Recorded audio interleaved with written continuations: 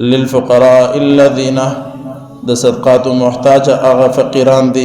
احصروا فی سبیل الله چاچ خپل ځانونه بند کړي د الله په لار کې دي لا یستطيعون ضربا فی الارض دی طاقت نه لري چې په مځکه کې وګرځي را وګرځي یحسبهم الجاهل اغنیاء جاهل سړی بیوقوف سړی دا ګمان کوي چې دا مالدار دي من التعفف چې سوال نه کولو په وجه باندې تعرفهم بسیماهم تاسو به وپېژنئ دا خلک د دې د مخانو د علامات ستا لا يسألون الناس الحافا دا د خلکو څه سوال نه کوي بار بار وما تنفقوا من خیر اور تاسو چې کم مال بهترین خرج کوئ فإن الله به علیم بس بشک الله تعالی د دې علم لري. عزیزانو دا د سورة البقره آیت نمبر 203 دی آیت کې الله رب العزت دا خپل مال خرچول پر کم ځای دی دغه بیانې بس یو بل آیت کې الله رب العزت اته کسان بیان کړی دي چې دغه خپل مال ورکول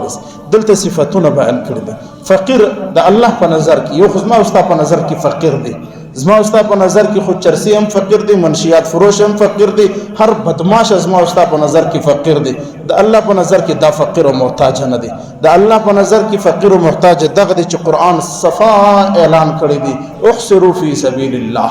د الله په لار کې ځان بند کړی اصل ور دی کنج دیوالی کې ناس دی په مدرسه کې ناس دی سهار در ماښام دغه فقیر دی شپږ زره د مسجد د قاری صاحب تنخواه شپږ زره بچانه هم د مور پلار هم د خپل هم نه جوړ بچانه هم نه جوړه چاته لاس هم نه لا يسالون الناس لاس هم نه ګرځي چاته وایو هم نه په دغه شپږ زره کې د عمران خان په د حکومت کې براو وړو دال او هر څه سره برابرۍ نه جوړیان سره برابرۍ چاته لاس نه دغه دی فقیر دغه دی فقیر. قرآن کې نن خلک دي ملایان د سکار اخ بس مسجد د مولا د مدرسه د مولا ده ها قرآن مستویل دی احصروا فی سبیل الله خپل ځانونه د الله په لار کې بند کړي مش خپل ځانونه د الله په لار کې بند کړي دي الحمدلله سار پورته کیږو تر ماخستانه بل کار بل سوچ بل فکر بل کوشش نستا سوای دغه چې د الله د دین یو کار پر مخ ولاړ سي دغه سوچ دی دغه فکر دی دغه دی زموږ مولوی صاحب دی ته یقین وساته 8000 روپۍ تنخواه ده هر میاشت د 3000 4000 خالي د کتابونه نور خلا فرز د څنګه کور چلی احصروا فی سبیل الله دغه فقیران دي دویم فقیران هغه خلق دي چې د الله په لار کې جنگیږي مجاهدین فی سبیل الله د الله د رضا لپاره جنگ کوي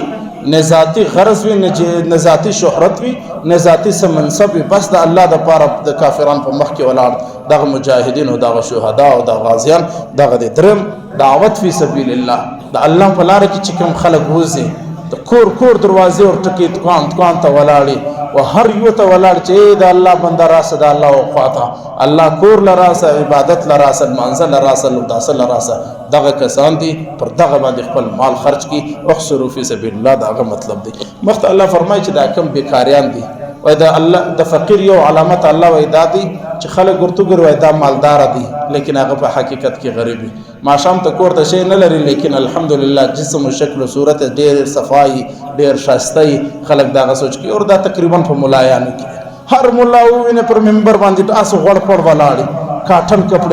کپڑے صفا ستره خوشبو لګول هر مولا په جیب کې خوشبو بوتل خامخاست دا سیمولانو سزما په جیب کې تقریبا وستا دا سیمولانو چې خوشبو نه لري هر مولا خوشبو لري تل ګرد ملایان لګي غړ بهشتاني دا خلک دا سوچ کی چې د ملایان خو ډیر پیسو والا دي حقیقت دا دی چې ملا صاحب پر میاشت په پور راتيري مخته الله رب العزت وایي چې د دې په مخانو کې معلومیږي چې دا غریبان دي د خلکو څخه سوال نه کوي الحمدلله دا صفت په علما کې استا دا سه حالات پر راسي چاته سوال نه کوي بالکل سوال نه کوي چې ډیر حد درجه مشه سمره سوال هم